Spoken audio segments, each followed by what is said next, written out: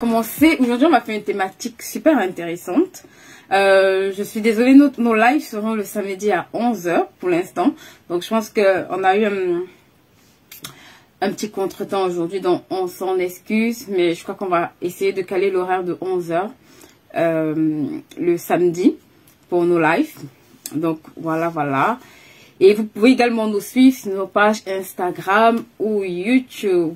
Donc, voilà, on est également présent sur Instagram et sur YouTube. Donc, si vous n'êtes pas encore sur nos chaînes YouTube ou Instagram, n'hésitez pas à aller vous abonner. N'hésitez pas à nous laisser des commentaires. N'hésitez pas à nous encourager.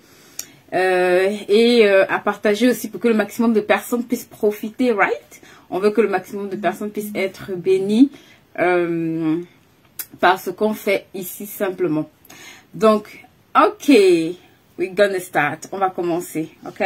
Je vais commencer par prier et on va commencer tout de suite à parler d'un thème qui, moi, me passionne.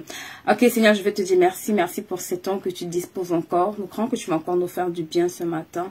Viens par ton Saint-Esprit diriger toutes choses. Nous voulons vraiment te laisser prendre toute la place afin que ces temps soient des temps agréables. Merci de nous instruire.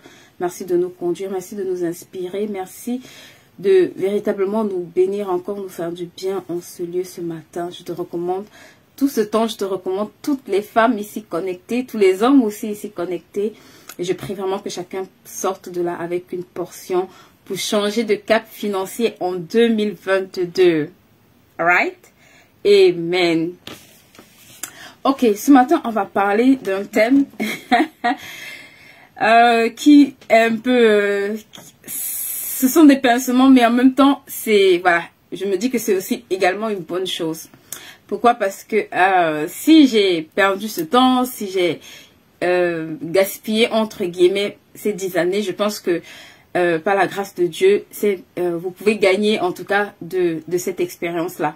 Et c'est pour ça que d'ailleurs, j'ai voulu la partager aussi, pour que au final, voilà, le temps qu'on perd ou le temps qu'on est en train de perdre, que soit d'autres personnes simplement le gagnent, soit par exemple ceux qui en fait sont encore où j'étais il y a 10 ans se disent ok, il y a encore de l'espoir, il y a encore des choses que je peux faire aujourd'hui, ce n'est pas terminé, même si j'ai 10, 15, 20 ans de retard, c'est pas grave, de toute façon il n'y a pas de retard qu'on ne puisse pas racheter, on peut toujours racheter le temps, qu'importe notre âge, qu'importe notre situation.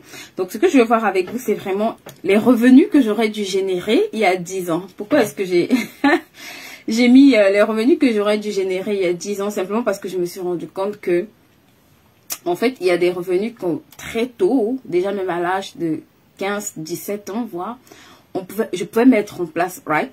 Et je me suis rendu compte que, franchement, ces revenus à cet âge-là, rien ne m'empêchait de les faire.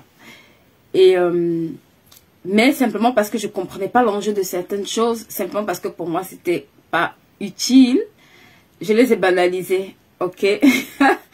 Et aujourd'hui, je me rends compte que, s'il y a 10 ans, j'avais commencé ça, yes, j'aurais pu être vraiment, véritablement beaucoup plus loin. Et je pense que c'est la plupart d'entre nous, en tout cas, on peut se retrouver dans ce cas de figure-là où on se dit que, yes, il y a 10 ans, j'aurais dû faire ça, j'aurais pu faire ça. Donc, le but, ce n'est pas de nous culpabiliser ici. Le but, c'est juste de nous dire que, ok, si on ne l'a pas fait il y a 10 ans, aujourd'hui, c'est encore possible. Voilà, aujourd'hui, il y a encore des possibilités. On peut encore rattraper les choses. Ou aussi, on peut l'enseigner à la génération future, right?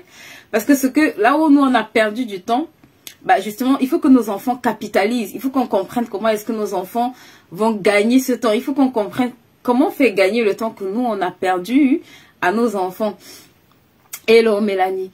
Il faut qu'on comprenne vraiment comment tout ce temps-là, on peut le faire bénéficier à nos enfants, ou alors à notre entourage, parce que ça ne sert à rien de perdre 10 ans, et puis nos enfants en perdent 10 autres années. Ça n'a pas vraiment de sens. Donc, ce matin, mon cri, c'est vraiment, si vous avez perdu du temps, faites gagner du temps à la génération d'après, right?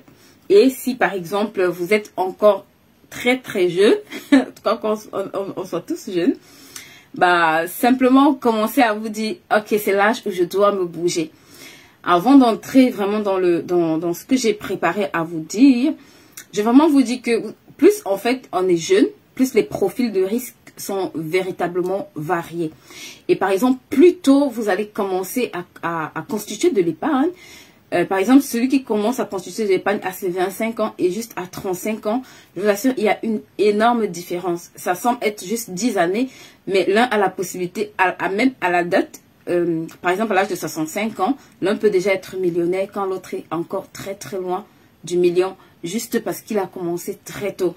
Donc voilà, ne vous dites pas que si vous avez des enfants aujourd'hui, c'est inutile pour eux même de commencer ces choses-là. Voilà, à partir du moment où ils ont l'âge légal de faire certaines choses, encouragez-les à faire ces choses-là. C'est tellement important, c'est tellement important. Vous allez comprendre pourquoi est-ce que c'est si important. Parce que simplement, ça va leur faire gagner du temps.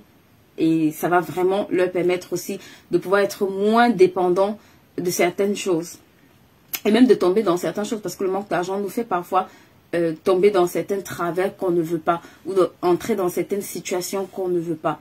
Et c'est aussi un message pour se dire, ok, si je ne veux pas de cette vie, je ne veux pas que mes enfants subissent cette vie-là, ou bien je ne veux pas que mes enfants subissent, n'aient pas le choix en fait de vivre différemment. Donc, voilà, ceci étant dit, sachez que ça fait une réelle différence. Quelqu'un qui commence à 15 ans, quelqu'un qui commence à 35 ans, je vous assure, en 20 années, même à 100 € par mois de différence, vous avez intérêt composé, vous avez une différence extraordinaire en termes quand les deux personnes arrivent à 60 ans. Donc, c'est super important. C'est super, super important. Ok. Le premier type de... La première catégorie que je vais voir avec vous. Et je vais vraiment m'appuyer sur la Bible, right? Vous savez bien, j'aime beaucoup la parole de Dieu. Donc, on va toujours s'appuyer sur la parole de Dieu pour parler, même si c'est des sources de revenus. Et la première des choses, en fait, qui me venait vraiment à cœur, quand je préparais ce thème, le verset qui me venait à cœur, c'était Ecclésiaste 9:10. La Bible dit, dans Ecclésiaste 9:10, que tout ce que ta main trouve à faire, fais-le avec force. Right? Je vais peut-être le lire si j'arrive à le retrouver. Et tout ce que ta main trouve à faire, fais-le avec force. Je pense que j'ai noté le verset. Voilà, fais-le avec force. Pourquoi est-ce qu'il faut que tu le fasses avec force? Et pourquoi est-ce que tout ce que ta main trouve à faire, il faut que tu le fasses? Parce qu'il n'y a pas de travail vain. Il n'y a pas de travail inutile. Parfois, les gens vont me demander, mais qu'est-ce que je dois faire? Quel est le type de revenu que je dois mettre en place? Et j'ai envie de te répondre, qu'est-ce que ta main peut faire? Qu'est-ce que tu arrives à faire de tes mains? De quoi est-ce que... en fait, quelle est l'activité dont tes mains sont habiles? Right? C'est une très très grande opportunité pour tout le monde. Pourquoi? Parce que simplement, vous allez vous rendre compte que pour ce type de revenu-là, on n'a pas besoin... Attendez, je cherche le verset de référence pour bien le lire. Vous allez vous rendre compte que pour ce type de revenu-là, en général, on n'a pas besoin de gros revenus. On n'a même pas besoin de capital de départ. Vous avez juste besoin simplement de pouvoir être habile de vos mains. Et tout le monde a des mains. En tout cas, ceux qui en ont, en ont. Donc, on n'a pas véritablement d'excuses pour ne pas le faire. Attendez, je vais chercher le verset dans Ecclésiaste pour qu'on le lise. Ok. Ecclésiaste 9:10. Et la Bible dit, ok, je vais le lire. Tout ce que tu trouves à faire, fais-le avec l'énergie que tu as.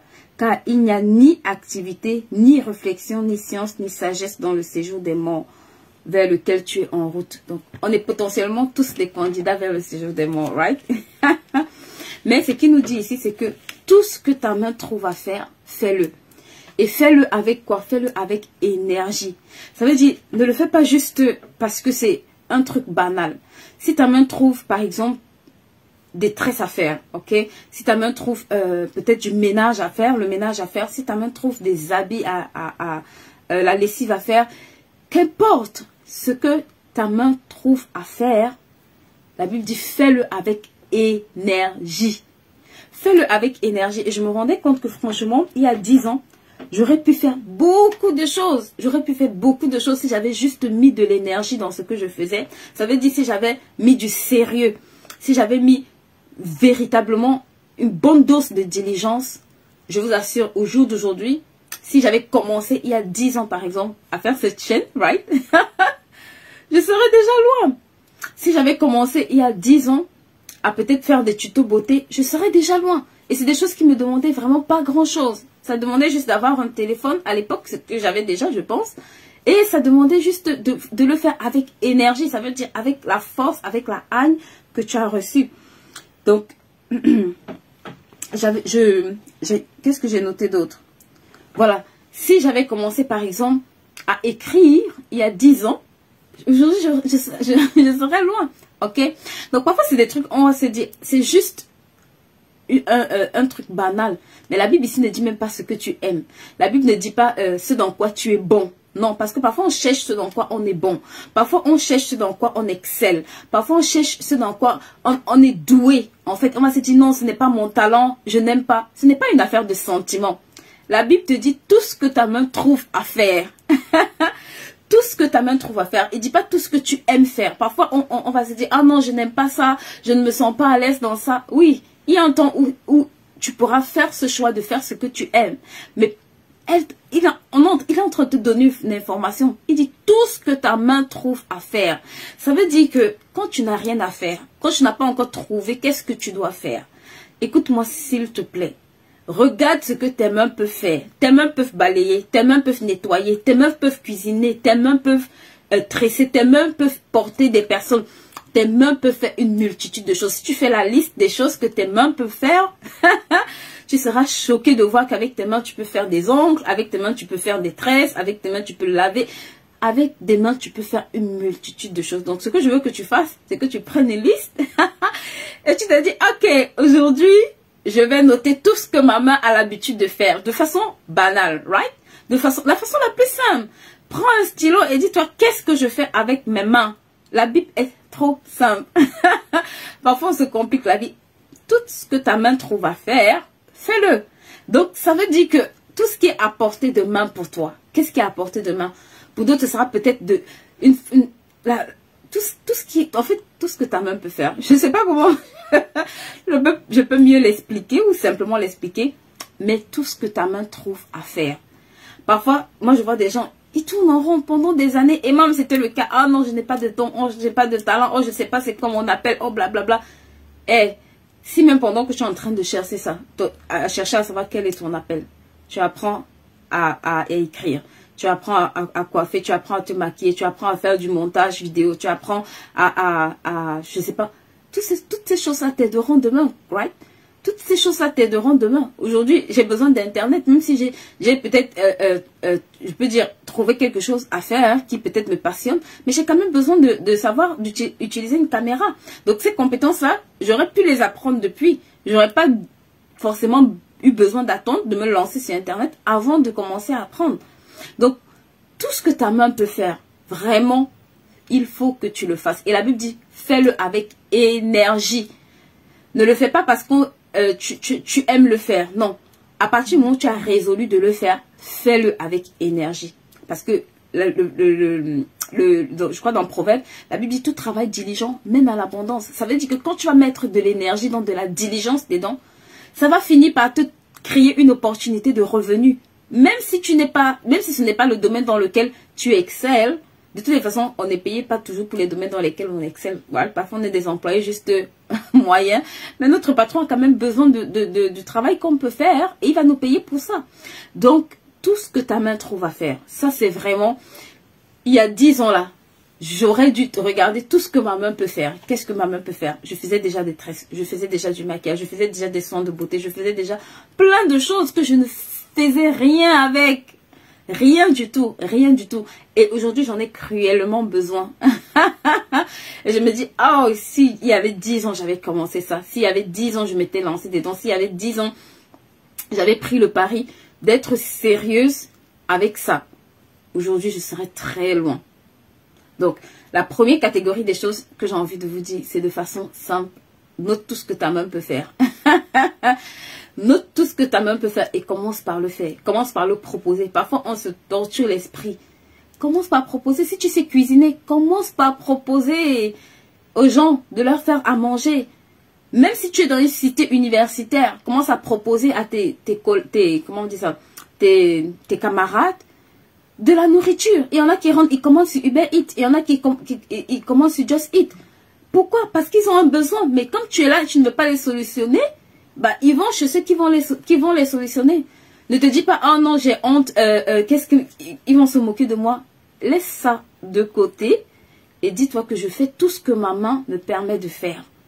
Et tu vas voir que 10 ans plus tard, tu auras une longueur d'avance sur beaucoup d'entre eux. Ok? Donc, 10 ans plus tard, tu auras gagné 10 années ou assez d'argent qui te permettront à ce moment-là de pouvoir faire énormément de choses. Donc ça, c'est vraiment le premier type de catégorie, ou la première catégorie que je voulais voir avec vous. Tout ce que ta main trouve à faire, s'il te plaît, fais-le. Do it. Just do it. De comment commence par là. On commence quelque part. Que ça te plaise ou que ça te plaise pas. Juste commence. Ok? Ok. La deuxième des choses qu'on va faire, on va le voir dans Proverbe. Et vous allez mieux comprendre en fait. Dans Proverbe 31, on va voir ensemble. Proverbe 31 nous informe sur beaucoup d'activités. Surtout, ça c'est une plateforme qui est beaucoup côtoyée par les femmes. Donc, je vais lire quelques passages dans Proverbe 31 qui va vraiment, il y a 10 ans, si j'avais compris, je pense que j'aurais fait beaucoup de choses, right? La Bible dit dans Proverbe 31, à partir du verset 13, je vais commencer à lire à partir du verset 13 parce que c'est à partir du verset 13 que là, vraiment, il parle un peu des types de revenus, ok? Elle cherche avec soin du lin et de la laine. Et elle travaille de ses mains avec plaisir. Ça revient. Tout ce que tes mains trouvent à faire. Mais ici, il spécifie en fait. Elle cherche avec soin de la laine et du lin. Il parle ici du secteur vestimentaire. Pourquoi? Parce que jusqu'à la fin des temps, on aura besoin de se vêtir. Même mort, on a besoin de se vêtir. Même quand on meurt, on a besoin de nous habiller, right? Avant de nous enterrer. Donc, la Bible est en train de te donner un secteur d'activité extraordinaire. Et je vous assure, à l'époque, si vous aviez juste commencé à apprendre à tisser la laine et du lin, donc un tissu qui vous passionne, si vous étiez mis par exemple à commencer à voir comment avec ce tissu-là, vous aurez véritablement pu peut-être créer des habits ou faire plein de choses, vous serez rendu compte qu'aujourd'hui, juste en termes d'apprentissage, vous pourriez enseigner à quelqu'un comment lancer une marque peut-être dans le textile, right? Donc ici, il est en train de nous parler du textile. Elle cherche du lin, elle cherche avec soin du lin et de la laine. Elle cherche avec soin. Elle ramasse pas des trucs qui vont s'abîmer. Elle cherche avec soin du lin et de la laine et elle travaille de ses mains avec plaisir. Elle cherche donc tout ce qui est habillement là. Sincèrement, il y a 10 ans, vous auriez pu vendre. Moi, en tout cas, il y a 10 ans, j'aurais pu vendre beaucoup dans ce domaine-là. Pourquoi? Déjà parce que je côtoyais énormément d'étudiants qui avaient énormément de besoins. J'étais en contact avec beaucoup de personnes qui accouchaient régulièrement. Donc, il y avait énormément de possibilités pour moi à cette époque. Et je pense que même aujourd'hui, il y a énormément de possibilités. Aujourd'hui, vous pouvez créer une page, même si vous n'avez pas la marchandise, vous pouvez proposer, right? Et j'ai commencé à le faire même d'ailleurs. J'ai commencé à le faire et j'étais vraiment étonnée de me rendre compte que, waouh, même sans avoir les habits physiquement, juste en allant chiner sur certains sites, je vous assure, vous trouvez des perles. Il y a une qui m'a appelé récemment, qui est dans une de mes formations, et elle m'a dit, oh, je savais pas que c'était facile de faire l'argent comme ça. Je suis arrivée dans un déstockage et j'ai vu une marque, un pull de la marque Chloé, et le monsieur il vendait à 5 €, right? Et j'ai revendu le même pull à 30 €, à 20 ou 30 €. Elle m'a dit, je me suis fait 40 € juste avec 5 € ou 10 €. C'était le truc vraiment facile à faire. Je vous assure, il y a... Et ça, même un étudiant avec 5 € peut le faire ou pouvait le faire il y a 10 ans. Et peut encore le faire aujourd'hui. Paris est rempli de magasins de déstockage. Et même là où vous vivez, il y a forcément des bonnes opportunités. Donc, et il y a la rentrée en septembre, il y a les fêtes de la Pâque. Donc, vous pouvez vous préparer bien avant. Vous auriez pu vous préparer bien avant. Juste pour cibler les mamans dont les enfants peut-être ont des cérémonies ou des trucs comme ça. Et leur proposer en réalité. Même sans stock, même sans argent, vous aurez pu commencer. Vous pouvez aller chez...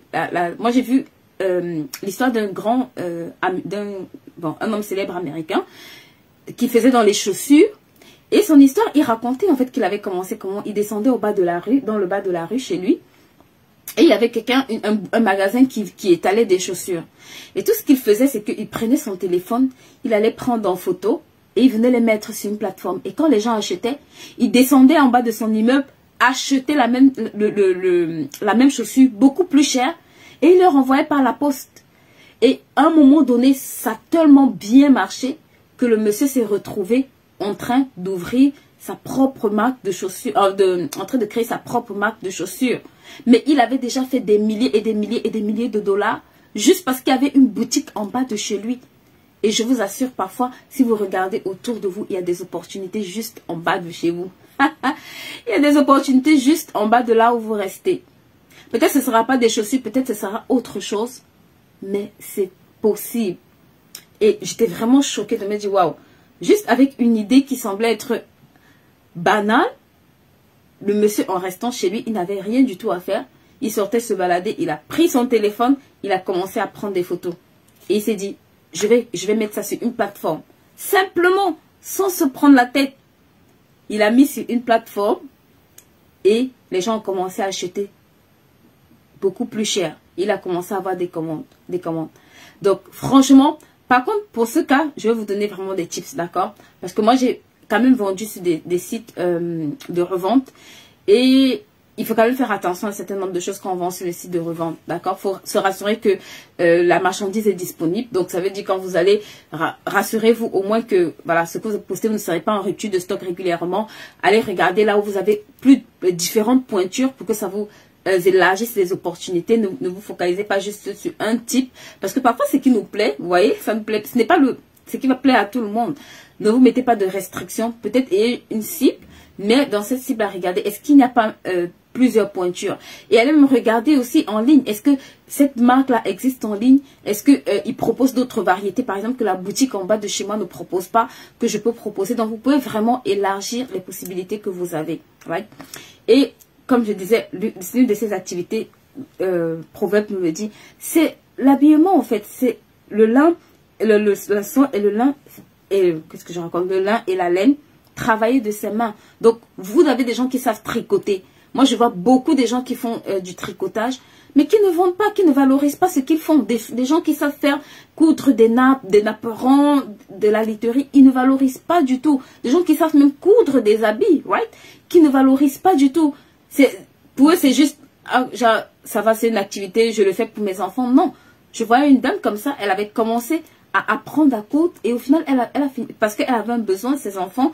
Pour ses enfants, ça lui revenait trop cher d'acheter des habits. Elle avait un petit budget et au final, à force d'apprendre à coudre, elle a lancé sa marque.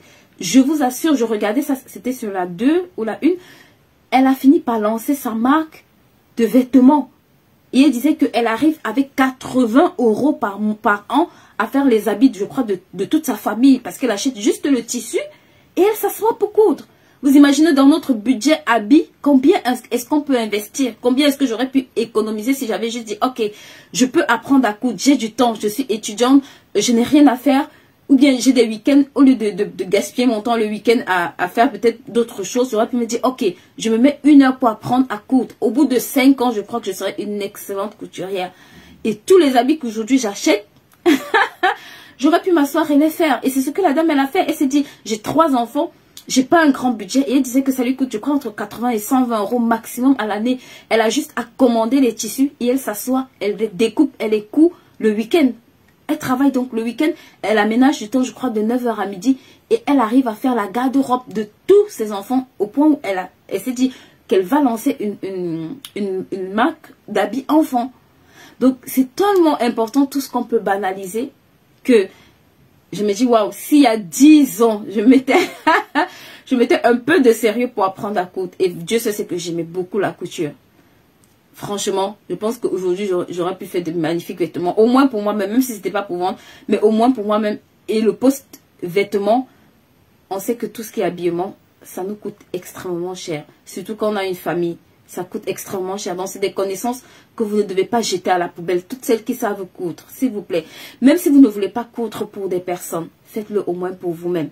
Vous allez vous rendre compte que c'est une capacité que vous avez, que vous banalisez, que vous négligez, mais qui peut vous faire économiser plus de 1000 € par an. Ok? Et cet argent-là n'est pas négligeable. Ok, on va voir le deuxième point. La Bible dit, comme un vaisseau marchand, elle apporte de loin, elle apporte de loin en logis des vivres. Donc, ici, il nous parle de quoi? De l'activité de vente de tout ce qui est alimentaire. Ok? Et Dieu seul sait qu'on mange. Et on va manger jusqu'à ce qu'on quitte la terre. Right? Donc, dans le secteur alimentaire, vous avez aussi la possibilité, je vous en supplie, de faire quelque chose. Franchement, il y a 10 ans, même si je vendais juste, je vous assure, juste, comment on appelle ça? Un truc banal, je sais pas, les cacahuètes, qu'est-ce que je peux même dire d'autre? Les trucs exotiques, les produits exotiques. Juste, je m'étais positionnée pour vendre un produit. Même en tant qu'étudiante ou en commençant à travailler, simplement, si cette activité-là, vous n'avez pas idée. Il y a des gens qui deviennent millionnaires avec la tchéké. Il y a des gens qui deviennent millionnaires avec le manioc qu'on banalise. Il y a des gens qui font des millions de chiffres d'affaires dedans. S'il y a des gens qui mangent, c'est qu'il y a des gens pour acheter. Même vous et moi, on va acheter, right? Et je trouve souvent bizarre, on va acheter dans des boutiques où des gens, parfois on se plaint de la mauvaise qualité. Et j'ai envie de dire, mais et nous qui connaissons la bonne qualité, qu'est-ce qu'on fait?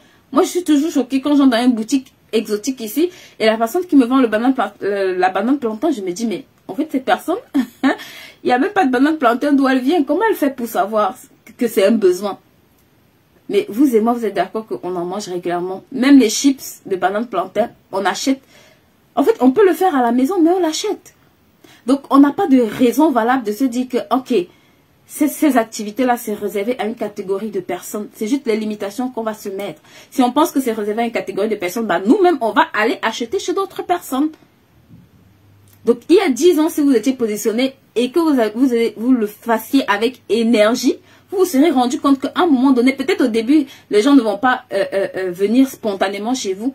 Mais je vous assure, s'il y a 10 ans, vous faisiez cette activité-là sérieusement, avec beaucoup plus de sérieux, vous vous serez rendu compte que vous aurez forcément évolué. Cette activité-là, vous aurez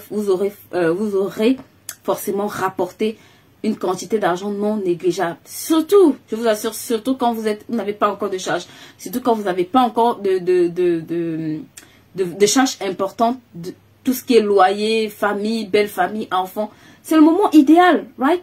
C'est un moment idéal. C'est le moment idéal. Et la Bible nous dit ici, elle travaille comme un vaisseau marchand. Elle apporte de loin. Donc, il y a des choses là où tu es que les gens peinent à trouver. Il y a des choses là où tu es que les gens ont du mal à avoir. Qu'est-ce que les gens ont du mal à avoir là où tu es? Qu'est-ce qu'ils peinent à trouver là où tu es? C'est une opportunité pour toi. Parfois, tu vas te dire, oh, qu'est-ce que je peux faire? La Bible te dit, de loin, elle, comme un vaisseau marchand, elle apporte de loin en son logis des vivres. Qu'est-ce que les gens peuvent consommer où tu es, qui n'ont pas la possibilité de trouver, qui n'est pas accessible à eux? C'est une opportunité. Et parfois, on a des opportunités comme ça qu'on va banaliser. Parfois, on se dit, je n'ai personne. Aujourd'hui, sur Facebook, tu vas trouver quelqu'un qui va te rapporter ça de n'importe où tu vis. Donc, tu as cette possibilité-là de te dire, qu'est-ce que je peux prendre? Et ce que je vais vous donner ici comme astuce, vraiment comme secret, c'est que si vous débutez et que vous n'avez pas vraiment un gros capital, parce qu'il y a 10 ans justement, je pense que la plupart d'entre nous, on n'avait pas de capital véritable pour vraiment commencer cette activité à grande échelle. Mais c'est pas grave. Commencez à vous positionner sur les produits, par exemple, qui ne vous demandent pas une grande transformation. D'accord? Ça veut dire qu'en termes d'étapes de transformation, vous n'avez pas besoin de beaucoup de transformation. Des produits que vous pouvez, par exemple, acheter et directement vendre. Des produits, par exemple, qui sont recherchés et sur lesquels vous n'avez pas besoin d'avoir un autre processus de transformation. Ça veut dire, par exemple, si, par exemple, pour ceux qui vendent, par exemple, des cacahuètes, vous n'avez pas besoin de les transformer, right? Par exemple, si vous voyez une variété ou un type de cacahuète, vous n'avez pas besoin de transformation. Les fruits secs, par exemple, vous n'avez pas besoin de transformation sur ces choses-là. Vous n'avez pas besoin de transformation sur énormément de choses, énormément de produits. Les épices, vous n'avez pas besoin de transformation sur vos épices, right? Vous avez juste besoin de vous rassurer que c'est bien conditionné, que ça ne va pas pourrir rapidement, ou alors que la date de péremption vous permet de pouvoir les ramener et les acheminer. Je vous assure, je vais vous raconter une histoire. J'étais tellement choquée là, pour le coup, je crois que ça m'a terrorisée. En fait, comment dire, chez moi d'où je viens, il y a un fruit qu'on appelle le jujube, ok? Et chez moi, ça se vend à, je pense, 100 francs CFA. Je ne sais pas l'équivalent de combien, ça fait 1,50 €. Je vous assure, j'ai vu un reportage, je pense que c'était sur Facebook ou YouTube, je ne me rappelle plus. Le truc coûtait 100 francs. Non, 100 francs, c'est pas 1,50 €, qu'est-ce que je dis? C'est 15 centimes. Ça coûtait 100 francs. Le monsieur s'était déplacé. Il avait payé quelqu'un. C'était quelqu'un qui avait voyagé. Il avait payé quelqu'un. Et la personne, en fait, il avait entendu parler de ce produit-là, de ce fruit-là. Il ne connaissait pas où ça sortait, il ne connaissait pas comment ça se produisait. Et quand il est arrivé, il a payé quelqu'un. Et il a demandé à la personne de lui montrer, en fait, d'où provenait le fruit. Et ce qu'il a fait, c'est qu'il a extrait un arbre de ce fruit. Il est allé avec le fruit. Il a voyagé, il est arrivé ici en France avec le fruit. Et il a fait expertiser le fruit. Right? Je vous assure, le même fruit. Après, ils l'ont torréfié. Donc, ils ont juste torréfié, donc grillé. Déjà, c'était un fruit sec. Le jujube, c'est un fruit sec. Pour ceux qui connaissent, c'est des graines dures comme ça. Et qu'est-ce qu'il a fait? Il a placé dans sa boutique comme assaisonnement de salade et assaisonnement de gâteau. J'étais juste estomaquée. Il le vendait, je pense, aux 100 grammes à 9 € par là. J'étais choquée. En tout cas, je ne sais pas si c'est 100 grammes exactement, mais la quantité qu'il vendait, en tout cas, c'était 9 €. Imaginez de 15 centimes. C'est un fruit c'est un produit qui ne demande aucune transformation, si ce n'est d'être torréfié. Il avait juste fait expertiser par un laboratoire pour se rassurer que les composantes n'ont rien de toxique, qu'on ne peut pas lui porter plainte par rapport à ça. Et c'était tout. Le même produit qu'il prenait à 15 centimes. Et encore, à 15 centimes, ça c'est quand c'est vendu sur le marché parce que prix... Je pense que dans la forêt où le monsieur montrait dans le reportage, ça se ramassait près d'un courant d'eau simplement. Il n'y avait même pas besoin de faire un grand effort. Il n'y avait même pas besoin de faire un grand effort. Tout ce que le monsieur avait, c'était de prendre, peut-être de recruter des personnes. Parce que en fait, on banalisait ça. C'était comme genre... chez moi, on ramassait, ça se vend à 100 francs. C'est le truc le plus... Mais, je vous assure, ça se vendait à 9 €. De 15 centimes à 9 €. Si vous faites le calcul, je vous laisse faire le calcul et voir combien le monsieur pouvait marger. Et il pouvait le proposer à des restaurants parce que c'était un truc atypique. C'était un truc... en fait, les gens aimaient ça parce que c'était une saveur qu'ils ne connaissaient pas. Et ils étaient contents de découvrir ça, en fait. Il avait juste donné un nom, un peu adapté, moderne. Mais c'était... ce fruit-là, en fait, qu'il avait pris, juste torréfié, rien d'autre. Juste de la torréfication, ça veut dire qu'il avait juste grillé, fait griller, et il a embouteillé. C'était tout. Et j'étais choquée, je me suis dit, mine. Le mec, de 15 centimes à 9 €, même s'il en achète 10, franchement. Et en plus, il avait une boutique touristique, donc il vendait ça aux touristes comme un produit atypique. Comme un produit rare. Mais il fallait voir comment les gens s'arrachaient pour en faire des salades, les gâteaux. Un truc tout bête en fait, qui demandait très peu de transformation. Donc, franchement, on n'a plus d'excuses. J'ai envie de dire, on n'a vraiment plus d'excuses. Right? Quand j'ai vu cette émission, je me suis dit, ah, il y a 10 ans, j'aurais pu faire sur tellement de produits.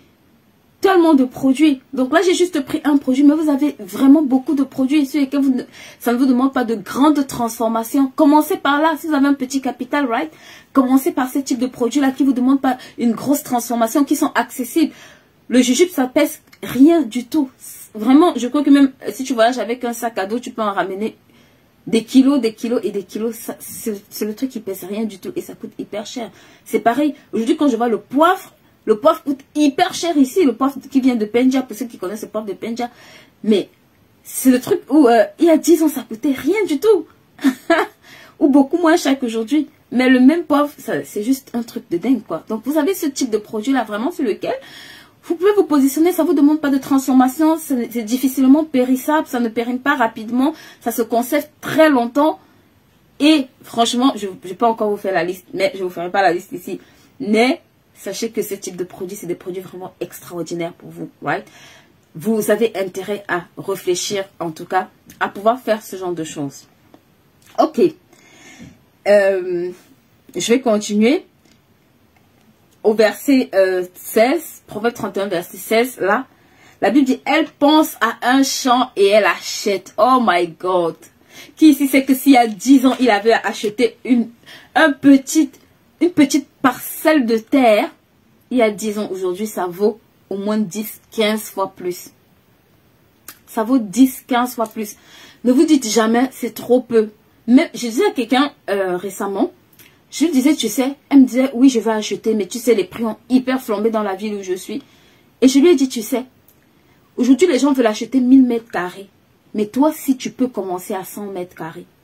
Je lui ai dit, ta maison fait combien de mètres carrés? Elle m'a dit 30 mètres. Je lui ai dit, tu sais, si tu vis dans 30 mètres carrés, commence par te dire que je peux acheter même 50 mètres carrés. Tu n'as pas besoin de commencer. Même 100 mètres carrés. Parfois, on se met des blocages. Oui, le terrain, c'est 100 mètres carrés. Ça coûte 1 million. Demande à la personne, j'ai juste besoin de 100 mètres carrés. J'ai juste besoin de 50 mètres carrés. Là où tu peux déjà construire l'équivalent de là où tu vis. Right? Commence par là. Parce que les 50 mètres carrés, peut-être 1000 mètres carrés, ce n'est pas accessible pour toi. Mais 100 mètres carrés, c'est accessible. Et ça te permet déjà de faire un appartement. Ça te permet déjà de faire un studio. Ça te permet même déjà d'acheter, d'avoir quelque chose que tu peux valoriser demain, qui peut prendre de la valeur. Elle pense à un champ et elle acquiert. Ça veut dire, elle pense quoi? À une terre. Le champ, c'est quoi? C'est une terre. Le champ, c'est un endroit où elle peut faire de la culture. Le champ, c'est un endroit où elle peut multiplier. D'accord? La terre, c'est un processus en lui de multiplication. Ce que tu vas semer dans la terre, en fonction du type de terre, il y a des possibilités que ça se multiplie. Donc, et je me rendais compte que c'est vraiment comme un blocage qu'on a de se dire, ok, je cherche 500 mètres carrés, je cherche 1000 mètres carrés. Girls, tu n'as pas besoin de 500 mètres carrés. Toi-même, est-ce que tu vis dans... Parfois, tu vis même pas dans 500 mètres carrés. Parfois, tu le 100 mètres carrés. Pourquoi tu veux te tourmenter l'esprit à vouloir à tout prix acheter 500 mètres carrés alors que 100 mètres carrés d'espace te suffit? J'ai envie de dire, commence par acheter même 50 mètres. Si la personne est disposée à te vendre 100 mètres, commence par acheter. Peut-être quand tu feras un appartement là-bas ou un truc là-bas, ça te donnera assez d'argent pour pouvoir acheter ailleurs. Right? Elle pense à un champ. Quel est le champ auquel tu penses? Quel est le champ qui monte dans ton cœur? Quel est le champ où quand tu te dis, ok, là c'est le champ que je vais acquérir cette année. Right? Donc, elle pense à un champ et elle acquiert. Et du fruit de son travail, elle plante de la vigne. Donc, du fruit de son travail, elle ne se dit pas, oh, je vais manger mon argent, je vais vivre de mon argent comme on fait là. Je vais me faire plaisir. La Bible dit du fruit de son travail, elle plante la vigne. Donc, elle réinvestit dans une activité qui va continuer à lui permettre de générer d'autres revenus. Donc, il y a 10 ans, franchement, je faisais tellement de choses, mais je pense que franchement, je faisais même pas la moitié, déjà de ce que j'avais la possibilité de faire, et de 2, je vous assure, qu'importe, je crois qu'il y a 10 ans, j'avais au moins de quoi pouvoir m'acheter 100 mètres, 200 mètres carrés. Mais donc, je réfléchissais comme la plupart d'entre nous, il me faut 1000 mètres carrés, ce n'est pas assez, il me faut 500 mètres carrés. Stop that. Si vous êtes sur cette chaîne, arrêtez ça. Si c'est 100 mètres carrés que tu peux, prends tes 100 mètres carrés. Si la personne est disposée à te vendre, prends 100 mètres carrés. Commence par 100 mètres carrés et avance. Right? Et je vais clôturer par le dernier point qui est vraiment pour moi très très cher à mon cœur. La Bible dit dans... à partir du verset 20, elle ouvre la main largement elle ouvre largement la main à l'indigent et tend le bras aux pauvres. Vous savez, l'une des plus grandes richesses, my God, qu'on a, c'est de servir les autres. Je vous assure, s'il y a 10 ans, s'il y a quelque chose que j'aurais dû faire, que j'aurais fait différemment, j'aurais mieux servi les autres. J'aurais tellement mieux servi les autres. Vous savez pourquoi? Parce que, en fait, c'est une très grande richesse. C'est l'une des plus grandes richesses, d'ailleurs, qu'on a, de servir les autres, d'être une bénédiction pour les autres. Ça semble ne pas porter d'argent financièrement. Mais je vais vous expliquer.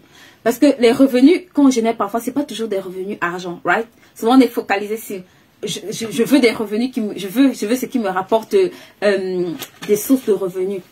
Parfois, des sources de revenus sont cachées dans des choses qui ne sont pas matérielles. Je vais m'expliquer.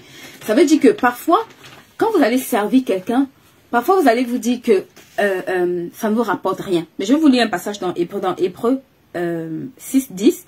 La Bible dit: Dieu n'est pas injuste pour oublier votre travail et l'amour que vous... C'est Paul qui parle, je pense, aux Hébreux. Il dit: Dieu n'est pas injuste pour oublier le travail et l'amour que vous avez montré pour son nom, ayant rendu et rendant encore service aux saints. Dieu n'est pas injuste. Ça veut dire que quand tu es résolu à travailler, à faire du bien aux autres, à tendre la main, comme elle dit, à l'indigent. Elle n'était pas folle, la femme du prophète. C'est là que la Bible dit la femme sage. Elle n'était pas folle en ouvrant la main aux autres. Elle n'était pas folle en aidant les autres. Je vous assure, c'est la plus grande richesse. S'il y a 10 ans, j'aidais 100 personnes ou 1000 personnes par année. Aujourd'hui, j'aurais aidé plus d'1 million de personnes. Et je vous assure, ça impacte significativement votre vie. Et c'est le type de revenu que vous devez commencer à générer. Vous n'avez aucune excuse pour ne pas générer ce type de revenu. Écoutez-moi très bien. Si vous devez sortir de ce live sans retenir quelque chose, ça c'est la partie la plus importante. Il faut que vous me mettiez 1 dans le chat pour que je sente que vous écoutez ce que je suis en train de dire avant que je continue. Ou que vous partagez, parce que beaucoup de personnes doivent écouter cette partie-ci. Ce que je vais dire maintenant est tellement important, parce que là, je vais toucher une thématique tellement importante. Oh, merci. Il me manque encore des 1. On est nombreux à être connectés. Je vous assure ce que je vais vous dire ici. Vous allez vous rendre compte que je suis en train de regarder si j'ai ça autour de moi. Je pense que j'ai pas ça autour de moi. Mais on va faire son. Hey, merci Edith, merci Clémence, merci Evans. Écoutez très bien ce que je vais vous dire ici. Vous savez, la grandeur d'un homme se trouve dans sa capacité à servir les autres. C'est pour ça que Jésus dit: celui qui va être le plus grand parmi vous, qu'il soit le serviteur de tous. C'est une clé extraordinaire. Et j'en profite parce que là, je regardais en fait si j'avais mon livre, La puissance du service, pour vous parler en fait vraiment de la puissance de servir les autres et de servir Dieu même. C'est une puissance extraordinaire.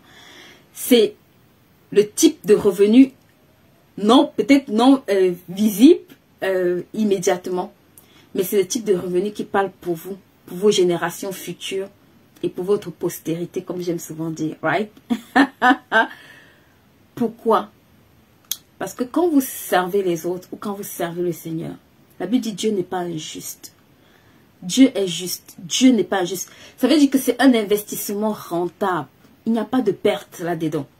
Si vous le faites avec de bonnes dispositions, si vous le faites de bon cœur, vous êtes en train de semer quelque chose qui va parler en votre faveur. Oh, quelque chose qui va parler en votre faveur. Vous êtes d'entrer dans ce qu'on appelle les revenus célestes, comme j'aime bien appeler. Les revenus célestes, en fait, où il n'y a que Dieu. Un genre de revenu que c'est Dieu lui-même qui te bénit avec. Right? C'est lui-même qui se souvient de toi. Là, ce n'est plus l'homme, ce n'est plus le commerce, ce n'est plus j'achète, je revends. No way. C'est le type de revenu où Dieu lui-même dit: là, là, je vais me rappeler de toi. Là, je vais me souvenir de toi. Là, je vais te faire du bien. quand tu sers les autres, my God, this is the truly wealthy. C'est une véritable source de richesse. Pourquoi? Déjà parce que, vous savez, la Bible dit déjà, dans Deutéronome, pour ceux qui connaissent Deutéronome 28, il dit, quand vous servirez l'Éternel, si vous obéissez et que vous servez l'Éternel, il y a déjà un type de bénédiction qui est rattaché, matériel et non matériel. Il dit, vous ne manquerez pas de pain. Donc, déjà le manger là, tu ne peux pas galérer pour manger. Il dit, vous serez la tête et non la queue. Vous emprunterez aux nations. Il y a un type, une catégorie que quand tu te positionnes là-dedans, ce n'est peut-être pas visible dans l'immédiat, mais je t'assure que c'est jusqu'à c'est plusieurs générations après toi. C'est le que tu vas récolter. C'est le type de catégorie où tu peux moissonner de façon inépuisable. Le service.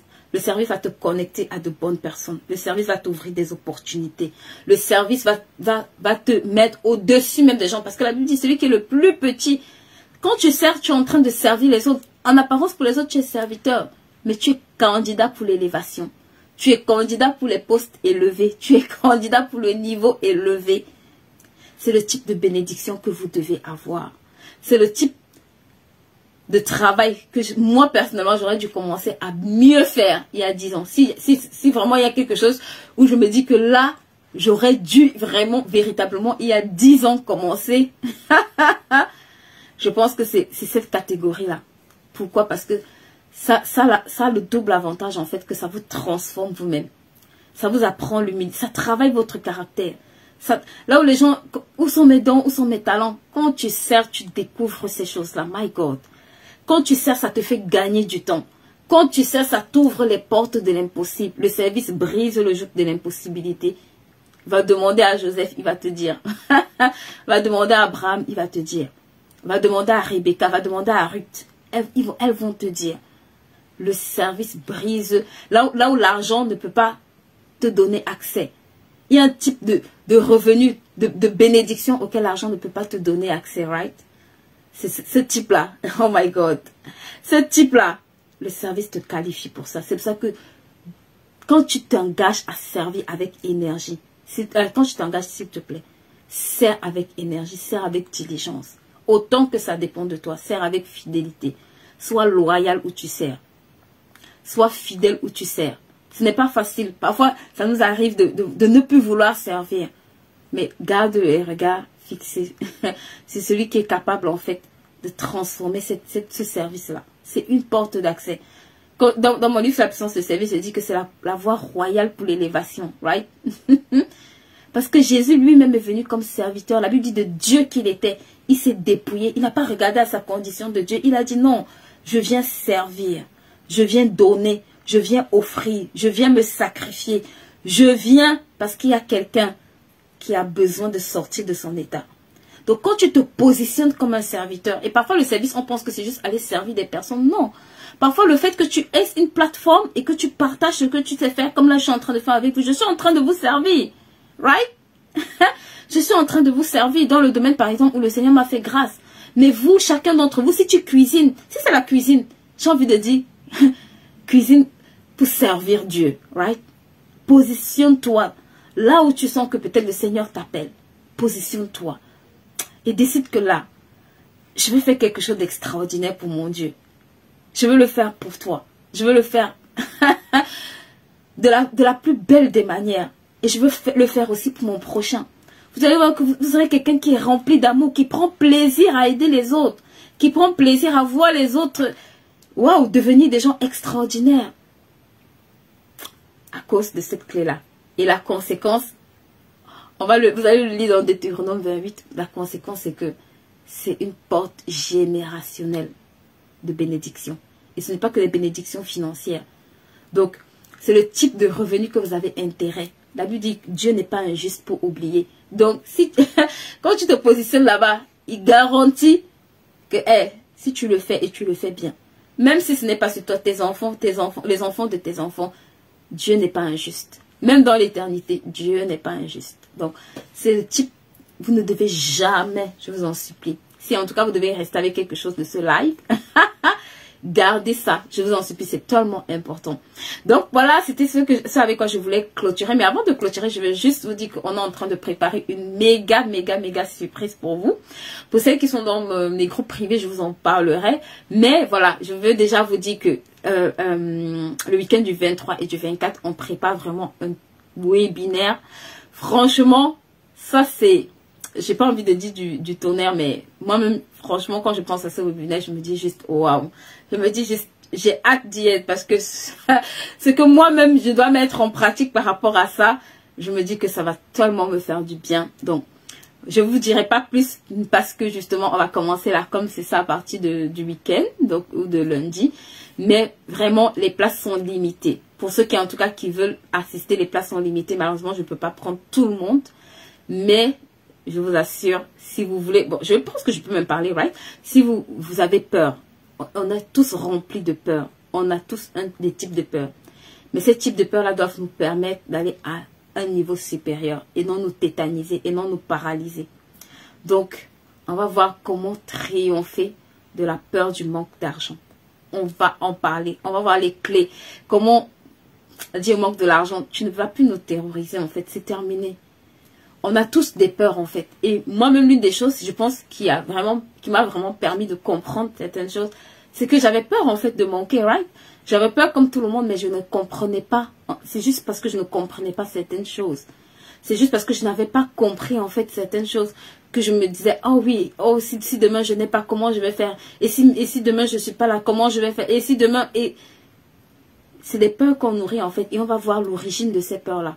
On va voir comment les traiter. On va voir les clés, en fait. Il faut dire ciao, ciao. Les clés, il faut dire maintenant, c'est terminé. Parce qu'une fois qu'on est débarrassé d'un certain type de peur, on commence véritablement à aller à une autre dimension. On commence à, dans nos têtes, il commence à avoir un shift. On se dit, hey, je ne suis plus à ce niveau. Je dois aller au niveau, je dois aller au prochain niveau. C'est fini le bas niveau pour moi. Je dois me lever. Je n'ai plus peur. Et la peur tétanise énormément de personnes. Beaucoup de gens ne font pas de chaîne, même juste là, YouTube ou machin, parce qu'ils ont peur de ce que les gens vont dire, parce qu'ils ont peur d'être vus, parce qu'ils ont peur de ce que les gens vont penser d'eux. Parce que pour beaucoup de choses, beaucoup de gens ne veulent pas commencer les petites activités parce qu'ils ont peur de ce que, du regard des autres, ils ont peur de la vie des autres, ils ont peur de beaucoup de choses. Et au final, ça les paralyse. Et ça nous paralyse parfois dans énormément de domaines, dans beaucoup plus de domaines. Ne dis pas je n'ai pas peur parce que tant que tu n'as pas encore compris véritablement comment se manifeste la peur, je peux te dire Job vivait dans l'abondance, right? Mais Job avait des peurs. C'est pour ça qu'il dit ce que je crains. Job, qui t'a dit que Job était millionnaire. Mais pourquoi est-ce qu'il dit ce que je crains? Ça veut dire que dans son cœur, le fait d'avoir l'argent ne lui donnait pas la sécurité. L'argent ne t'apporte pas la sécurité en fait. Dans son cœur, il possédait, mais il avait une peur en fait. Il transportait une peur dans son cœur. Et parfois, on pense que si on n'aura plus de peur en fait. On pense que parce que peut-être aujourd'hui on a un travail, on n'a pas peur du demain. Non. La peur est parfois beaucoup plus subtile que ça, right? Donc, voilà, c'est ce qu'on est en train de préparer pour vous. Et on va vraiment se retrouver la semaine prochaine. N'hésitez pas à vous abonner sur nos pages, à nous suivre. Et on se fera vraiment plaisir de vous retrouver. Je vous dis à mardi, par la grâce de Dieu.